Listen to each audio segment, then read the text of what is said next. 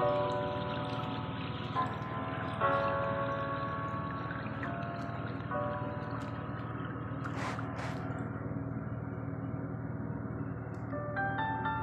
my unborn baby, selfishness cannot even explain the emotion that turned into pain. I know that I can stay here, but don't be sad for me. I'm at peace with this decision. I just wish that you could see. I can't believe I took your life. I know now, and I know then, I had no right. It was a selfish choice that I made. I chose myself when your life I could have saved. The day I found out about you, I didn't know what to do. I broke down and cried because I knew I couldn't have you. It's so hard for me to try, and I found right words to say. I'm sorry we never got the chance to meet.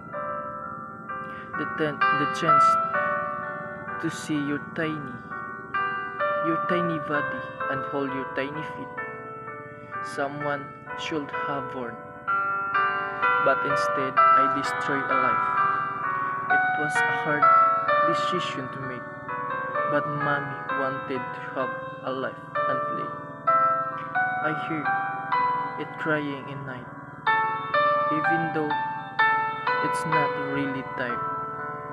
I called my baby an innocent life.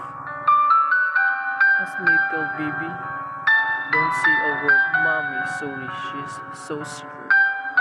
As the little baby got nowhere to live. As little baby got nothing to give. I hope that in some way you can be strong to say the words abortion is wrong, to say you know because you were there. You saw firsthand the lack of care, the lack of compassion, the lack of joy, and how you found out that I was a boy. I'm not saying this to make you feel bad. I'm okay now, mother. It's for you I feel sad. I know that everybody you feel sorry, but you're forgiven, so do not worry. Abortion. Nung ako'y nabuo sa sinapupunan mo, labis ang tuwa na nadarama ko. Ngunit bakit ina ako iyong pinakuha? Ano ba ang aking nagawa? Ako ba ay nagkasala? Di mo man lang ako binigyan ng buhay, maranasan at makita ang mundong makulay. Bakit ina napakadamot mo? Kinakahiya mo ako sa madaming tao. Pinatay mo ako nang walang kalaban-laban. Natiis mo ang lahat na ako ay saktan, sapagkat ayaw mong malaman ng iyong mga magulang. Wala kang ibang naisip na solusyon, kundi ang salitang abortion. Kaya ako'y pinakuha ng di pa ganap na bata. Hi, good morning, Mom. I'm here to show my spoken poetry and the title is Abortion. Sa gitna ng dalawang nagmamahalan, ako'y namulat. Dinig ko ang kanilang sambihan tungkol sa pag-ibig isa't isa. Ang mga plano, pag sila'y tumanda na, ramdam ang kanilang pagyayakap, ang kanilang pagtalik, ang mga halikan, hindi ko alam ang aking pangalan. Ramdam ko ang kanilang mga kamay, ang tainga ni Itay, gusto ko siyang bulungan. Sa bisig ako ay sasampay, sa kanilang pagyayakap ay luha ang kasabay. Nagtaka ako, hindi pa rin alam ang pangalan ko. Tuwing mag-isa, umiyak si Inay. Ramdam ko ang kanyang hapis. Bawat hikbi ay pagsakal sa aking liig. Ngayon pa lang gusto ko na siyang yakapin. Kausap niya ako, anak ang tawag niya sa akin. Sa araw na ito, pinagmalakas ang kanilang paghikbi. Ang mga sakit na aking naramdaman, hindi ko mahari. Mapait ang aking panlasa, hindi makahinga, namulat pa lamang, parang lumabo na wala ang pa akong pangalan. Alam niya.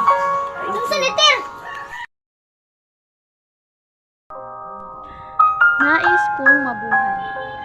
Yakapin mo ako upang lubos mo mapagtanto na ako sana'y sinilang na santo, hindi mo ako mababanaan. Dala ko sana'y misteryo sa buhay mo. Ako sana'y lumalaking isang inyahero. Isa sana ako sa mga batang naglalaro sa may kanto. Iiyak kapag pinapalo mo at magsusumbong kapag dinadako. Bakit tiyak mo o pinaglaban? Bakit sakit ang siyang nararamdaman? Hanggang sa di mo namamalayan na ako'y unti-unti mong pinapatay sa iyong sinapupunan. Wala ba akong puwang dyan sa puso mo kahit minsan? Kahit katiting lamang, bakit mo ako binitawan, binabayaan? Mama, nais ko sanang mabuhay, kaso sa'yo magbibigay. Sa iyong daigdig ako siyang magkukulay, ikaw sa akin gagabay. Ngunit ako'y unti-unti mong pinapatay. Hanggang sa ako'y naging matamlay, ngayon pagmasdan mo. Ako inay wala ng buhay. Ako'y payapa nang nakahimlay. Paalam, mahal, mahal kita aking inay.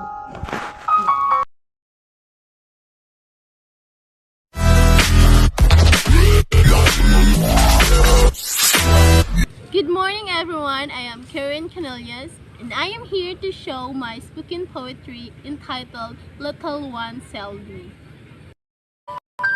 Just as from the upward comes, the oak is plain to see.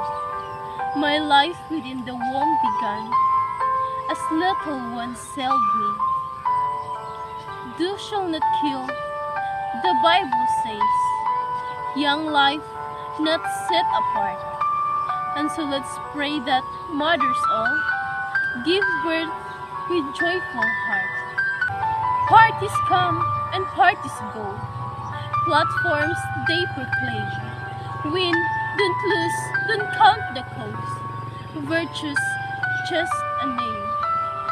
Democrat or monocrat. Blind or do I see? Republican or plutocrat? Is there still room for me? While high above our God awaits to see what we will do. Conscience lights the way for us. With prayer, we'll see it through.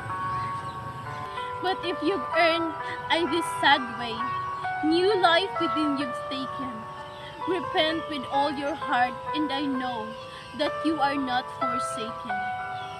Forgiveness with our land abounds. The Bible this does tell. Take heart and know He's with you now, and with your child as well.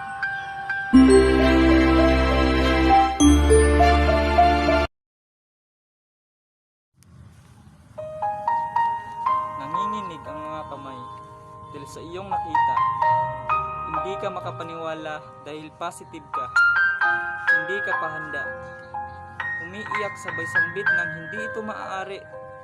Nang makita ang dalawang kulay pula, mga linyang nangangahulugang buntis ka. At sa mga oras na yon, isa lang ang naisip mong solusyon. Abortion. Sa puntong iinumin mo na ang gamot na ikakasira niya nang walang pag-aalinlangan. Wala ka ng problema. Magiging maayos na. Wala na ang bigat na dinadala. Matatapos na at sa wakas ay nagwakas na ang buhay na kailanman na hindi nabuhay. Ang pangarap na hindi natupad dahil sa iyong mga pangarap, masayang lang. Habang iba ay nalulumbay dahil sa ilang taon na silang kasal, ay wala pa ring panganay. Ito ka at walang pakundangan, sinayang ang isang biyaya.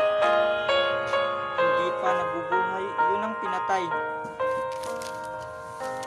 Hindi mo man lang siya hinahayaang masilayan ang liwanag ng araw at buwan, ang ningning ng mga bituin sa kalangitan. Hayaan mo naman siyang masilayan ang ganda ng daigdig, pagmasdan ang pagngiti ng bulaklak sa bukang liwayway, ang pagmamaalam kay Haring Araw, pagsapit ng takip siling, at umabas sa sinapupunang nakakubli ng palihim. Bigyan mo siya ng pagkakataong ngumiti, ang umiyak sa tuwing kumakalam ang tiyan. Hayaan mong ipakita niya sa iyo ang unang pagdilat ng mga mata at unang pagsambit ng mama. Hayaan mo siyang gumapang, pag-aralan ng alpabeto at matutong magbilang. Bigyan ka ng sakit ng ulo sa tuwing sumusuway sa mga payo mo, at yayakapin ka kapag mundo mo'y magulo. Bigyan mo siya ng pagkakataon na makaramdam ng sakit, ng galit, ng tuwa, ng pagmamahal sa kapwa, ang tumatawa at lumuha. Maging takbuhan ka sa tuwing may problema, kapag nadadapa at hindi na kayang babatiin ka, sa tuwing sasapit ang karawan niya. Mag-aalaga kapag may sakit siya, at kasamang tumalon sa tuwing sasapit ang bagong taon. Ikaw ang magiging lakas, yakap mo ang magsisilbing tahanan, bisig mo ang pahingahan, mapayapang kanlungan. Boses mo ang magiging hili sa gabi, at luha mo ang kahinaan. Huwag mo siyang pagkaitan, huwag mo siyang pagalitan, huwag mo siyang ituring na kasalanan. Kung gaano ka kalakas ng loob mong bumukaka, sana matapang ka ding iluwal ang isang biyaya. Tuwang-tuwa ka sa pag-ungol, pero takot na takot sa pag-iyak ng sanggol. Kaya mas piniling wakasan ang buhay na sayong sinapupunan. Huwag unahin ang kalandian kung hindi mo kayang panindigan. Hindi ito pamamahiya, pero hindi ka pa ba nahiya? Hindi ito pananakit, pero nakakasakit ka. Hindi ito panghuhusga, pero sana nag-isip ka muna. Kung hindi ka pa handa, huwag muna.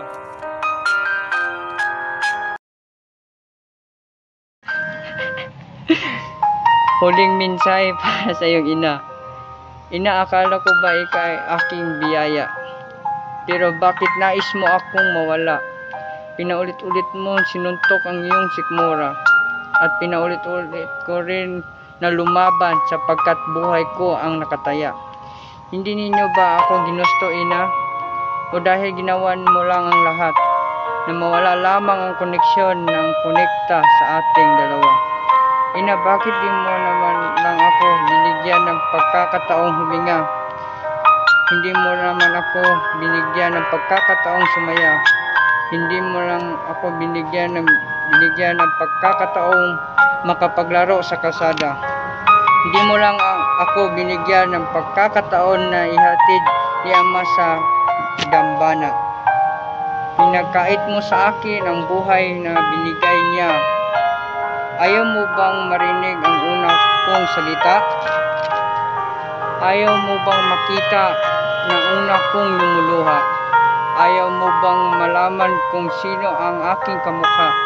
Ayaw mo bang malaman kung ano ang pangarap para sa ating dalawa? Nais ko naman na mayakapin ka sa tuwing ika'y naluluha.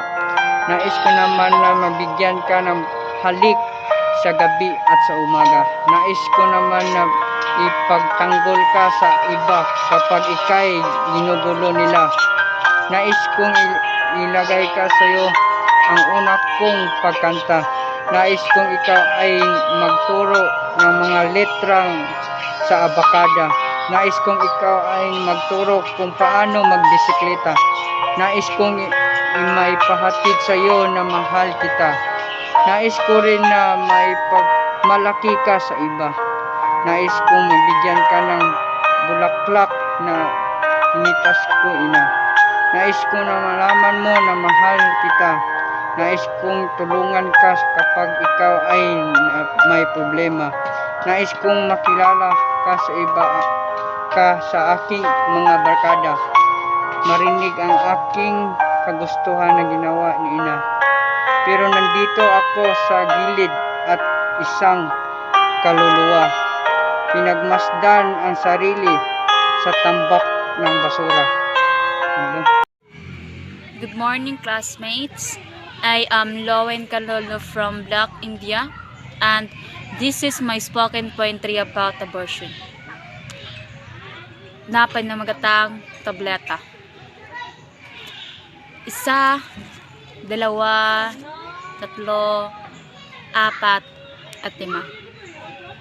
Nagtatago ka ba? Pues, hahanapin kita. Umaga, tanghali, gabi, nahanap kita. Ina, nasaan ka na ba? Bakit mo ako iniwang mag-isa? Takot ka ba sa inyong responsibilidad, ina? Kaya mo ako pinalot sa supot at iniwan sa basurahang mag-isa.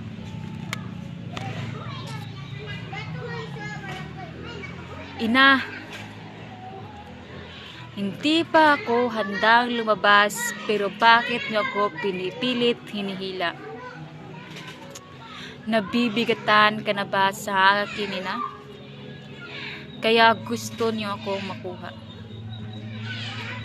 O di kaya nahihiya kang ipakita ko sa iba. Kaya ka bumili ng tableta na makapagpatigil sa puso kong hininga. Isang tableta, ina. Pero pangarap kong makita ang mundo ay tinapos ng isang tableta. Pangarap kong mayakap ka, ina. Pangarap kong makasama ka hanggang sa pagtanda. Pero dahil sa isang tableta, nawala na parang bula. Dahil sa dignidad na inyong iniingatan, isang buhay ng bata ang iyong minakasan. Para ang inyong hiya ay matabunan. Masabihan ka lang na malinis na babae sa harap ng mga tao at walang kahit anong dumi ang kumalat sa iyong pagkatao. Kaya ang buhay ko iyong sinakripisyo. Hindi mo ba alam na gusto kong mabuhay, ina? Hindi mo ba alam na gusto kong makita ang mundong kay ganda? Hindi mo ba alam na ako isang biyaya? Biyaya galing sa Diyos para magbigay ng sakit at ligaya. Pero di mo ako pinahalagahan. Dahil ang nasa isip mo ay sariling kapakanan. Kaya ang buhay ko iyong winakasan. 6, 7, 8, 9, at 10. Nagsisisi ka na ba, ina? Dahil nakakita ka ng isang inang masaya kasama ang anak niya. Na sana ganyan din tayong dalawa. Pero wag kang mag-alala, ina. Napatawad na kita. Ang tangi ko lang hangad na sana wag mong gawin sa kapatid ko ang ginawa mo sa akin, ina. Hanggang sa muli nating pagkikita. Salamat, ina. Spoken poetry about abortion. Sinilang ka sa mundong ibabaw, magandang mundo iyong natanaw.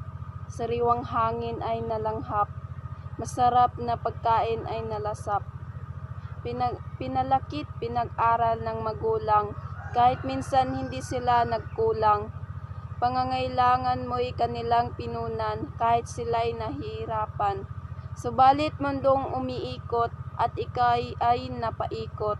Nagpadala sa agos ng kainitan, kung kaya't ikay nabiyayaan. Ngunit biyaya sa'yo'y tinanggihan, batang sayong sinapunan, iyong pinagkaitang mabuhay. Tinapos ang kanyang saysay. Mundong iyong natanaw ay hindi niya man lang natanaw.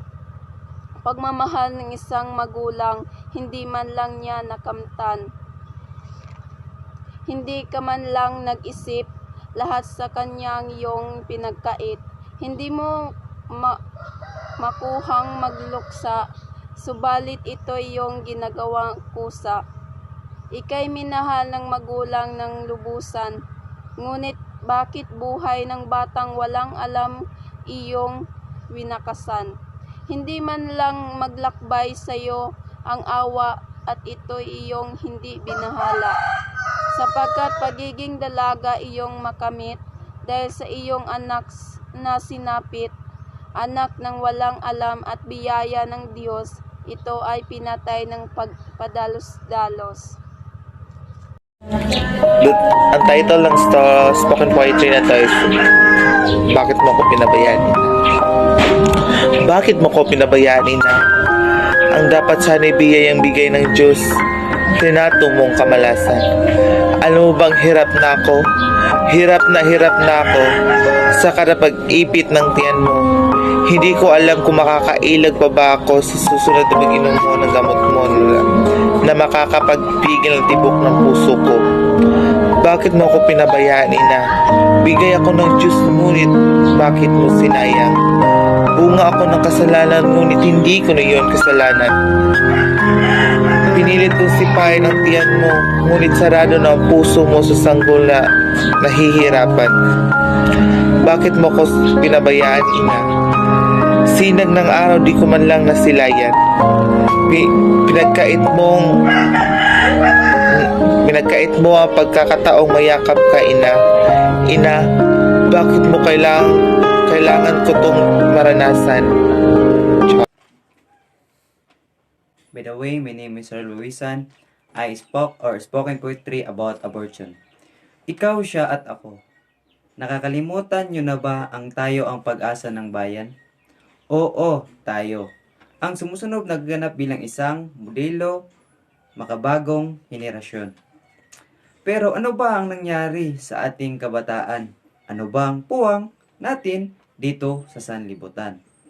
Kung tayo ay patuloy na gumawa ng kasalanan na hindi dapat gagawin, lalo na sa isang batang walang muwang.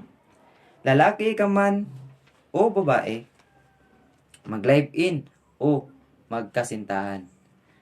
Nagmamahalan kayo dahil sa dalawang kadahilanan. At walang iba kundi sa tawag ng inyong puso at laman. Pero pagdating ng isang bagay kung saan kailangan ninyong mga alalay. Sa pagdating ng panahon na tayo'y maging nanay at tatay. Pinagliban nyo ang iyong pagmamahalan. Dahil sa takot na magiging daan, tatahakin dahil sa pagbunga ng inyong tinatawag na pagmamahalan. Pero saan ang salitang good morning ng inyong pagbabatian pagkatapos ng bunga ng gabi ng inyong pinagsaluhan? Sa salitang I love you na purong salita lamang para buhayin inyong loob na looban. At ngayon, dumating na siya saka nyo napagtantong ang kasinungalingan lamang ay salitang I love you na hindi kita iiwan. Pagkatapos ng inyong saluhan at mainit na nahilik at katawan. Kung saan ngayong dalaway ay nagsasambahan at sanay na dumating na ang panahon na parang magkamulat ang mata at batang kinabasan. Sa araw ng gabi, ngayon pinagsaluhan, sana'y liliyab ang init ng mga katawan. Siya ay pinakuha at pinatay gamit ang isang gunting o kahit ano pa ang nilunok para hindi siya mabuhay. Kawawang sanggol. Pinagkaitan nyo na ang buhay at sana'y ngayon ay iiyak, natutulog at nasaduyan. Ngunit walang dahil at duwag niyang magiging nanay at tatay. Umaya at kung anong bagay na hindi kayang panindigan. Naduduwag at naging makasarili para sa sariling kaligayahan lamang at hindi inisip ang isang batang sanay ngayon nag-ningning at mata sa lubos ng kasiyahan. Kaya tama na para sa ating kabataan. Huwag gagawa ng bagay na hindi natin kayang panindigan. Abortion ay tigilan at tulukan. Gumising na sa katotohanan na huwag idamay ang batang walang kasalanan para sa sariling kaligayahan. Marto, thank you. Today would have been your first birthday. Today, you would wake up with the eyes just like mine. I would pin your hair back and kiss your forehead. Today, you would have been your toothless man. Today, my mother doesn't know it is your birthday. You, the consequence, you, everything he promised would not happen. You're the reason why I still flinch in the toddler section, why I can't look in my baby's pictures terrified. I'll see you in a frame, you a cliche, the I know better, but there always be a war inside me. My body is a graveyard, the sunken ship is a punchline to a dirty joke and ink. Did I play God? Are you the Garden of Eden? Did he put me here to tend and keep you how I turn a breath to ash? Is there a blood on my hands or a white congressman right about me? Then I'll take your pulse, racing on a test answered. You are the soul shit, that spill of what I did not let come without. You, I bear a stomach full of someone else's guilt, of a private moment between me and my body, a sacred choice. The weight of 1,000 bones, they can swallow a woman inside and out. The mentor wrap their knuckles around, claim as their own. My body is not a free territory, it's not over debate. It's not a Supreme Court case. This decision is not political. Skin and blood and ache and night sweats and silence prayers. This decision is the permanent lump on my throat. But I know better than to surrender a beating heart, to have that know nothing of how to create it. Hi, good morning everyone. I'm Mary Queen Maasin. I'm here to show my spoken poetry entitled Abortion. Sa gitna ng dalawang nagmamahalan, ako'y namulat. Dinig ko ang kanilang sambitan tungkol sa pag-ibig sa isa't isa. Ang mga plano'y pag sila'y tumanda na, ramdam ang kanilang pagyayakapan, ang kanilang pagtatakilid, ang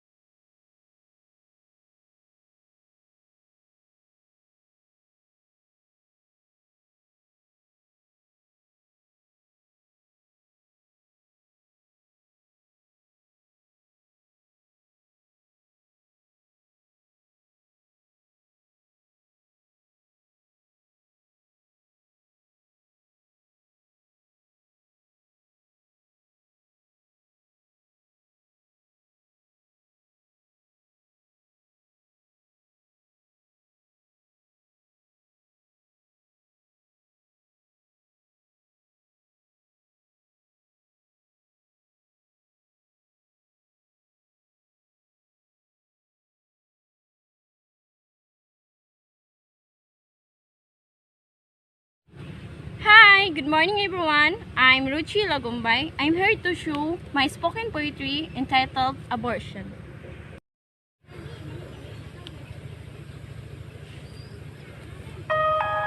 Huling mensahe para sa iyo. Ma, akala ko ba ako isang biyaya? Pero bakit nais mo akong mawala? Ulit-ulit rin akong lumalaban sapagkat buhay ko ang nakataya. Hindi niyo ba ako ginusto, Ma? Dahil ginawa mo ang lahat, mawala lamang ang koneksyon na nakakonekta sa ating dalawa. Ma, bakit di mo man lang ako binigyan ng pagkakataong huminga? Hindi mo man lang ako binigyan ng pagkakataong sumaya. Hindi mo man lamang ako binigyan makapaglaro sa kalsada. Hindi mo man lamang ako binigyan ng pagkakataong mayatid ni Ama sa harap ng dambana. Pinagkait mo sa akin ang buhay na binigay niya. Ayaw mo bang marinig ang una kong salita? Ayaw mo bang makita ang una kong pagluha? Ayaw mo bang malaman kung sino ang aking kamukha? Nais ko naman nabigyan ng halik sa gabi at umaga. Nais kong ialay sa iyo ang una kong pagkanta. At nais kong may pabatid sa iyo na mahal kita. Nais ko rin na may pagmalaki ka sa iba. Marami akong nais gustong gawin mo. Pero nandito ako sa gilid at isang kaluluwa na pinagmamasdan ang sarili sa tambakan ng masul.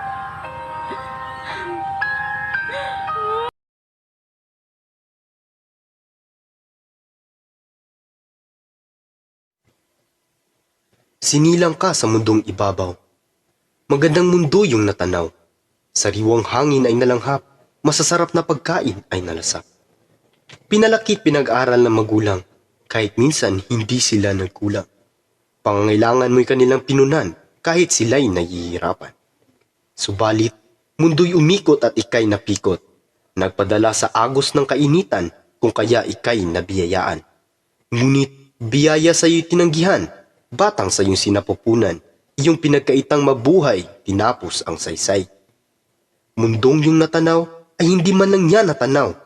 Pagmamahal ng isang magulang ay hindi man lang niya nakamtan. Hindi ka man lang ba nag-isip?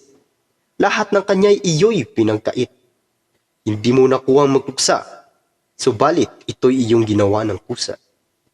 Ika'y minahal ng magulang ng lubusan, ngunit bakit buhay ng batang walang alam ay iyong winakasan? Hindi man lang ba naglakbay sa iyo ang awa at ito'y iyong hindi binahala? Sapagkat pagiging dalaga ay iyong nakamit dahil sa iyong anak na sinapit. Anak na walang alam at biyaya ng Diyos, ito'y pinatay ng padalos-dalos.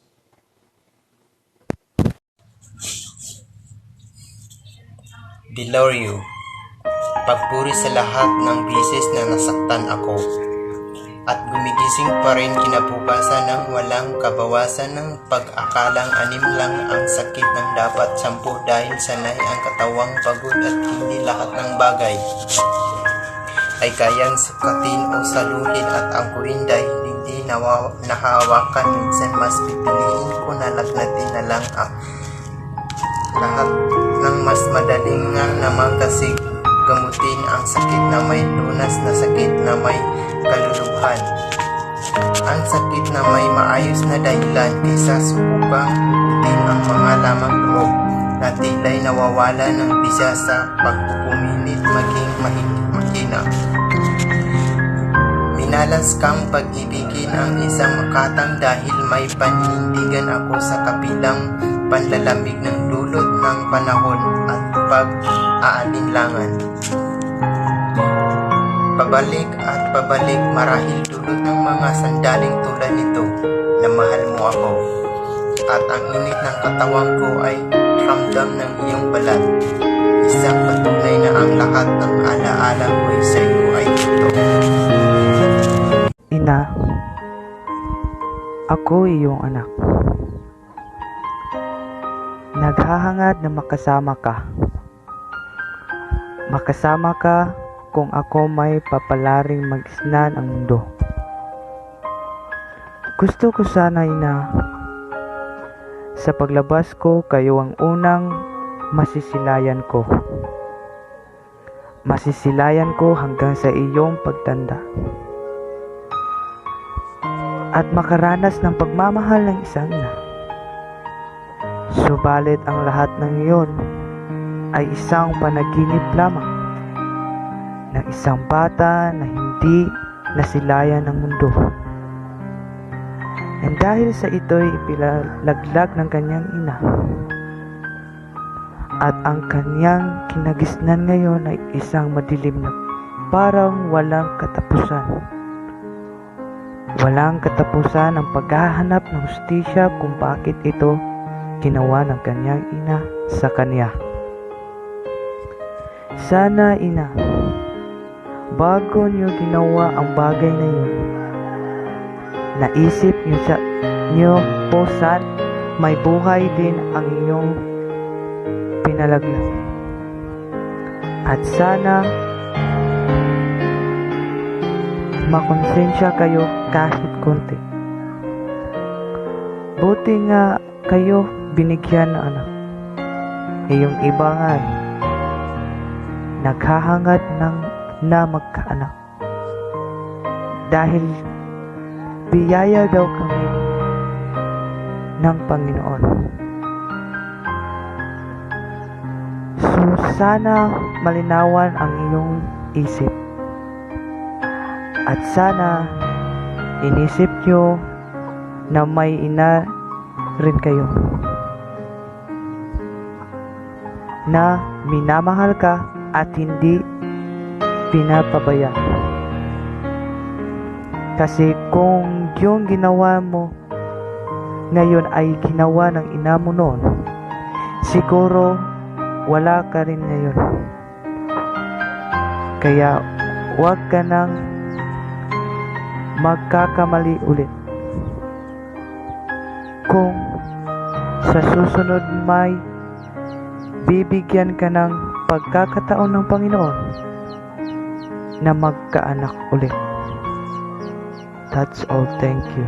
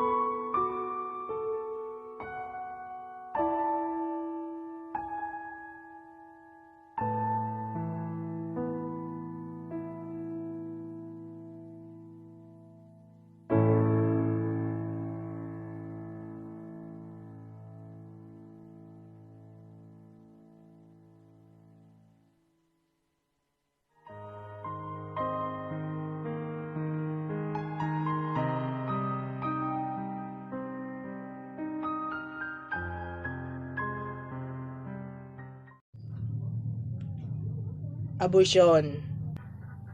Sinilang ka sa mundong ibabaw.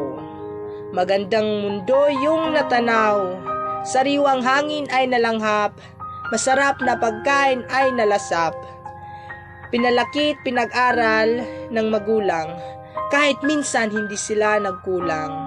Pangangailangan mo'y kanilang pinunan, kahit sila'y nahihirapan.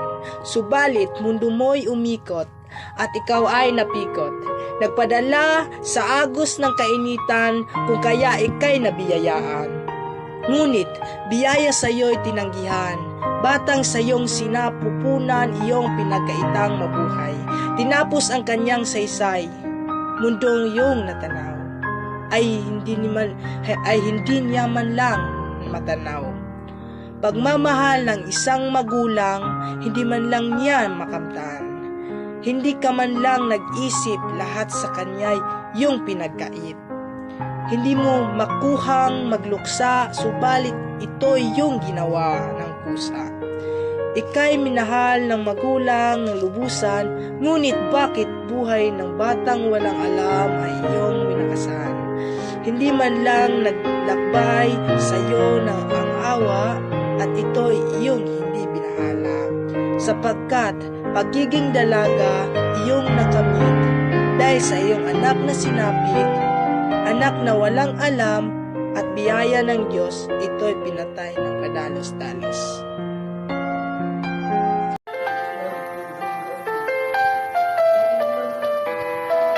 Abortion, talbos. Isang bunga na pagkakamali sa nakaraan o sa padalos-dalos na dahilan. Ang pinag-ugatan ng masibo na pagmamahalan. Wakas, sa dagta ng katas ng desisyon na hindi pinag-iisipan. Dahil sa labis, nakapanabikan, madiligan ang trupang katawan. Karamihan sa kanila ay mga hinog sa pilit kong titingnan.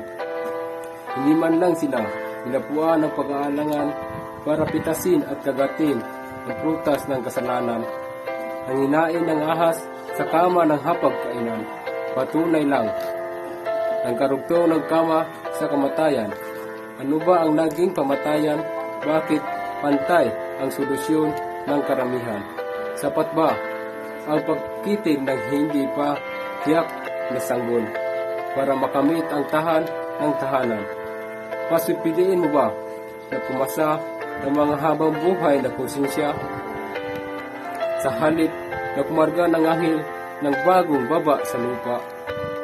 Pasipiliin mo ba pakinggan ang huni ng pagsisisi ng mga gumagawa kumpara sa pakinggan ang pag-iyak ng batang nasasabing siya ay gutom na, kung sa gayon ay nakakatawa lang palang isipan na kung ang emosyon mo ay buwan ng dadalaw, ang hirap kang kontrolin. Paano pa?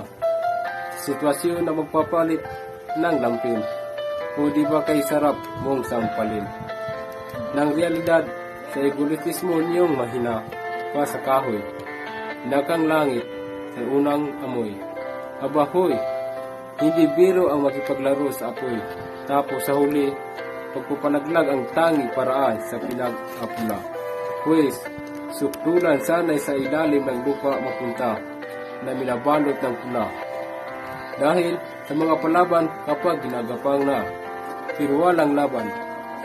Para maigapang ang mabuo sanang pamilya. Nagagawang lumunok kapag sumusubo. Subalit hindi alang-alang gawin kapag hindi samid ang tinig ng napasubo. Sa pagtusot ng kumot, nagsapin ay bigay tudo, pero ang tanging sariling gusot para mapalagsyado, kaya sana'y kung ang abortion ay gagawin pa lang to, gumagawa mo na. Sana huwag mong muling magpadala sa agos ng pagsamantala. Maging mapili sa lalaking handang ipagsibak ka, kumpara sa mga walang plano ng buhay na walang gagawin kundi sisibakin ka. Hindi pa. Huli na ang lahat. Magsimula, huwag mong isipin ang mga tao kung matatanggap ka.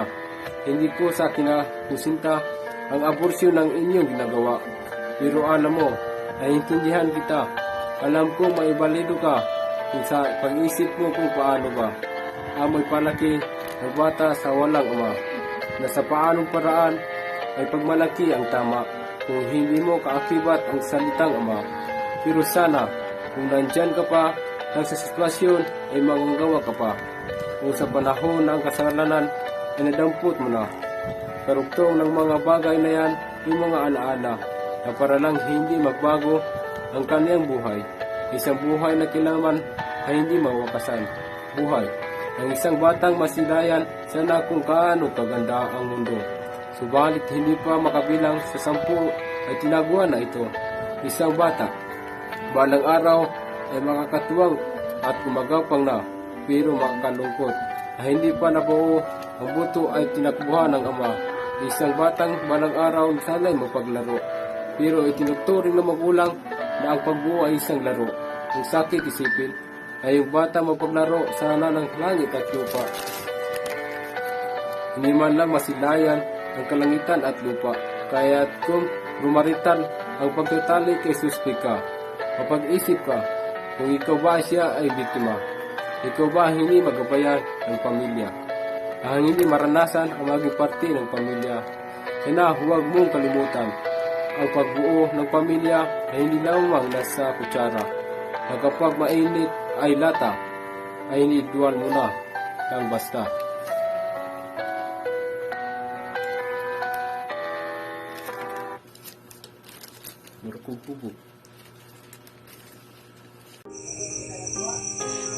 Ang spoken na ito ay pinamagatan ko na Bakit Inay? Inay, Inay, Inay, bakit hindi mo ako binigyan ng isang pagkakataon na mabuhay? Bakit hinayaan mo akong mawalay? Akala ko ba ako isang biyaya? Bakit hinayaan mo akong mawala? Paulit-ulit mo sinusuntok ang iyong sikmura at paulit-ulit rin akong lumalaban sapagkat buhay ko ang nakataya. Ano ba ang mali kong nagawa, Inay? Bakit ipinagkait mo ang aking buhay? Bakit hindi mo ako binigyan ng isang pagkakataon na huminga? Bakit hindi mo ako binigyan ng isang pagkakataon na makita ka? Di mo man lang ako binigyan ng isang pagkakataon na mayakap at mahalikan ka. Di mo man lang ako binigyan ng isang pagkakataon na masilayan ka. Yung masilayan ko yung titig sa iyong mga mata. Yung titig mo parang natutunaw na ako dahil sobrang natutuwa ka. Yan ay hindi ko na pwedeng magawa dahil hinayaan mo lang akong mawala.